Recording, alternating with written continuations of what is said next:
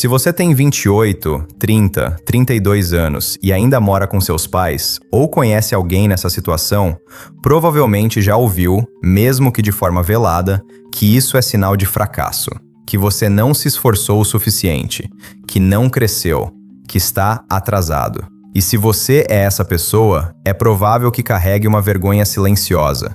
Uma sensação de que, por mais que tente explicar, o mundo já decidiu que você não conseguiu virar adulto de verdade. Mas e se eu te disser que essa história toda, a ideia de que aos 25 você deveria estar morando sozinho, pagando suas contas, construindo sua vida independente, não era uma verdade universal, mas uma promessa econômica de uma época específica. E que essa época acabou. E que o que você está vivendo não é fracasso pessoal, mas consequência sistêmica de um jogo que mudou de regras sem avisar. Este vídeo não vai te motivar. Não vai dizer que tudo vai dar certo. Vai te mostrar, com clareza estrutural, por que morar com os pais aos 30 deixou de ser exceção e virou realidade de massa. E o que isso exige de você, na prática, para tomar decisões melhores dentro desse novo jogo. Porque entender o sistema é o primeiro passo para não se culpar dentro dele. Vamos começar com um dado que talvez você já conheça, mas que raramente é tratado como evidência sistêmica. Segundo o IBGE, pela PNAD Contínua 2022, 15 milhões de brasileiros entre 25 e 34 anos moram com os pais. Isso não é margem de erro, é 1/4 da população nessa faixa etária. E não estamos falando só de jovens desempregados ou sem qualificação. Muitos têm ensino superior completo, muitos trabalham, muitos ganham acima de um salário mínimo, e ainda assim, não conseguem sair de casa. Agora, compare isso com a geração anterior, seus pais, tios, avós. Nos anos 80 e 90, a expectativa era clara. Terminou a faculdade, ou até antes, arrumou um emprego fixo, alugou um apartamento, casou, teve filhos. A sequência era previsível e, mais importante, era viável. Hoje, essa sequência está quebrada. E não porque você é pior, mais preguiçoso ou menos competente, mas porque as condições materiais que sustentavam essa trajetória mudaram. E aqui está o ponto. Quando todo mundo ao seu redor ainda repete o roteiro antigo como se fosse lei natural, quando ainda dizem que aos 30 você tem que estar independente, você internaliza a culpa. Você pensa que o problema é você, mas o problema não é você. O problema é que ninguém atualizou a narrativa para a realidade econômica de 2020 para frente. E enquanto você carrega vergonha, o sistema continua funcionando exatamente como foi calibrado, para concentrar renda, precarizar trabalho e tornar a autonomia adulta um privilégio, não uma etapa natural da vida. Então, antes de avançar, quero que você entenda. Se você está nessa situação, você não falhou. Você está respondendo racionalmente a um jogo que foi alterado. Agora, vamos desmontar esse jogo, camada por camada. A primeira camada é a mais óbvia, mas raramente explicada com causa e consequência. Salários não acompanharam o custo de vida. E isso não é impressão, é mensurável. Entre 2012 e 2022, o salário real médio do brasileiro ficou praticamente estagnado, segundo dados do IBGE. Isso significa que, mesmo quando há aumento nominal, quando o número na carteira cresce, a inflação corrói o poder de compra.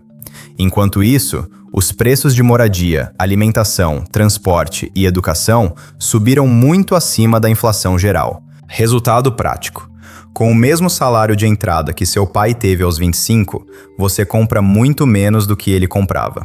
Agora, por que isso importa especificamente para quem quer sair de casa? Porque sair de casa não é só alugar um lugar. É arcar com aluguel, mais IPTU, mais condomínio. É arcar com luz, água, internet. É arcar com alimentação, sem dividir custo com a família. É arcar com transporte, muitas vezes maior, porque você sai de bairro periférico para a zona com aluguel acessível. É arcar com móveis, utensílios, manutenção. Nos anos 90, um salário de R$2.000 em valores corrigidos conseguia bancar isso com sobra. Hoje, R$2.000 mal cobrem aluguel mais básico em qualquer capital. E tem outro detalhe. A informalidade e a pejotização explodiram. Segundo o IBGE, em 2023, 39% dos trabalhadores brasileiros estavam na informalidade. E entre os jovens, esse número é ainda maior. O que isso significa na prática? Significa que você pode estar empregado, mas sem FGTS, sem férias pagas, sem 13º salário, sem estabilidade contratual. Você recebe hoje, mas não tem garantia de receber mês que vem. E nenhum locador aceita isso como garantia de renda. Então você fica preso. Tem renda, mas renda instável. E renda instável não te permite assinar contrato de aluguel, pedir financiamento, planejar saída de casa. E enquanto isso, a narrativa cultural continua dizendo que se você ainda mora com seus pais, é porque não se esforçou o suficiente. Mas esforço não muda a estrutura salarial. Esforço não muda a precarização. Esforço não reduz custo de vida. E essa é só a primeira camada. Agora vamos para a segunda camada, que é onde a armadilha se fecha de vez. O preço dos imóveis disparou e o acesso ao crédito encolheu. Nos anos 2000, durante o boom do Minha Casa Minha Vida e da expansão do crédito imobiliário, parecia que a casa própria tinha voltado a ser viável para a classe média baixa. Mas o que aconteceu depois de 2014? Juros subiram. Crédito foi restringido. Preços de imóveis continuaram subindo, especialmente nas capitais. Aluguel acompanhou a alta. Resultado: a relação entre preço do imóvel e renda familiar explodiu. Segundo estudo da FGV, em São Paulo, um imóvel de 50 metros quadrados custa, em média, 8 a 10 vezes a renda anual de um trabalhador com ensino superior. Nos anos 90, essa relação era de 3 a 4 vezes. O que isso significa? Que para comprar um imóvel hoje, você precisa de um múltiplo de renda que simplesmente não existe para a maioria. E o aluguel também disparou. Dados da Fipesap mostram que, entre 2020 e 2023, o aluguel em capitais subiu muito acima da inflação. Em algumas cidades, 1/4 de salário vai só para o aluguel. Isso sem contar entrada, depósito, mais primeiro mês adiantado, mais fiador ou seguro fiança. E tem outro problema: exigências absurdas de comprovação de renda. Imobiliárias pedem que sua renda seja 3 vezes o valor do aluguel. Se o aluguel é R$ 1.500, você precisa comprovar R$ 4.500 mensais fixos. Mas lembra da informalidade? Lembra da pejotização?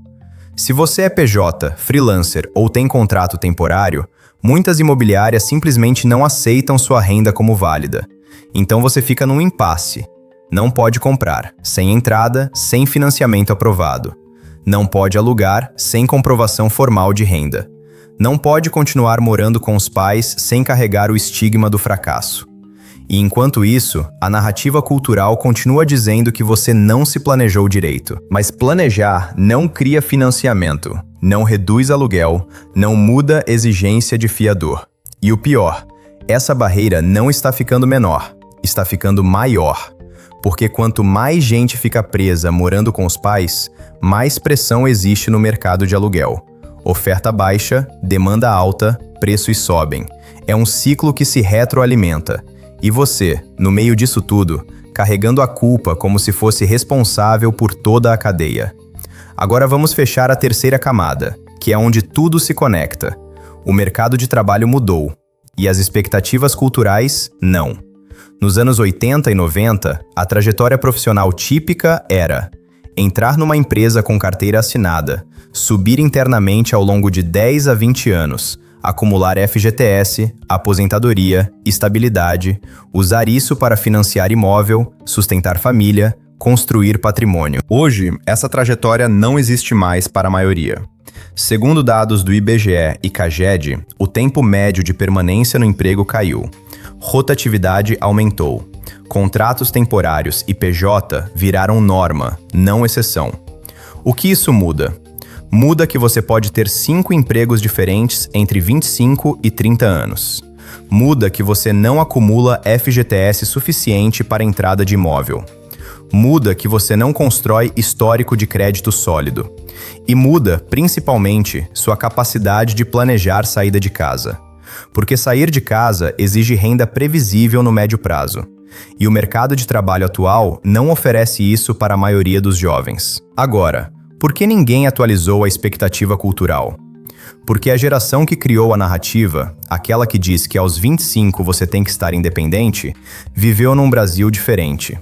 Menos desigualdade de renda, mais empregos formais, menos exigências de qualificação inflacionadas, imóveis mais baratos proporcionalmente, crédito mais acessível. Não é que eles eram melhores ou mais esforçados, é que o sistema estava calibrado para sustentar aquela trajetória.